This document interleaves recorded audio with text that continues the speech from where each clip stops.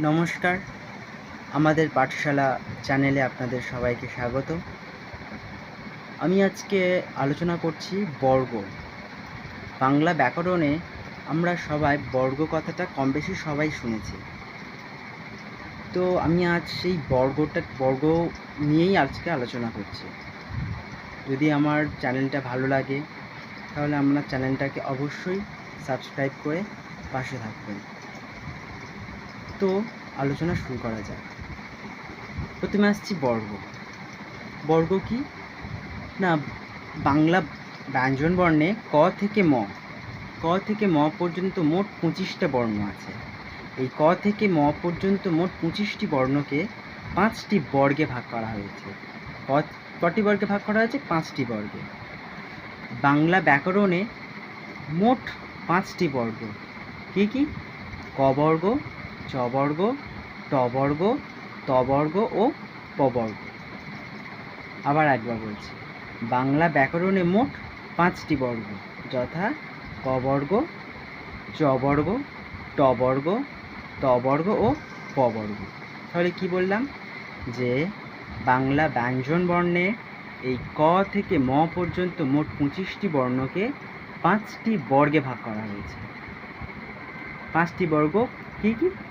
আবার একবার বলছি, ক বর্গ, চ বর্গ, ট বর্গ, ত বর্গ ও প বর্গ। এবার আসি বর্গগুলো কি কি। প্রথম আসছি ক বর্গে। ক বর্গ কি কি? ক, খ, গ, ঘ ও উয়া। এই 5টি বর্ণ নিয়ে হচ্ছে ক বর্গ। আবার চ, ছ, বর্ণিঞ্জ, ঝ ও ইউ। এই 5টি বর্ণ নিয়ে হচ্ছে চ বর্গ। ট, ঠ, ড, ঢ ও মূর্ধন্য। আবার এই 5টি বর্ণ নিয়ে কিন্তু হচ্ছে ট বর্গ। তেমনি ত, থ, দ, ধ ও দন্তান্ন। এই 5টি বর্ণ নিয়ে হচ্ছে ত বর্গ। অবশেষে প, ফ, ব, ভ ও ম। এই 5টি বর্ণ নিয়ে হচ্ছে কিন্তু প বর্গ। তোমরা একটা বিষয় খেয়াল করে দেখো যে প্রতিটা দলে, যে প্রতিটা 5টি করে বর্ণের যে দল আছে, প্রতিটা দলের যে প্রথম বর্ণ আছে ক, চ, ট, ত, প, তাদের নাম অনুসারেই কিন্তু এই বর্গগুলোর নাম হচ্ছে। এটা কিন্তু খুব সোজা একটা জিনিস।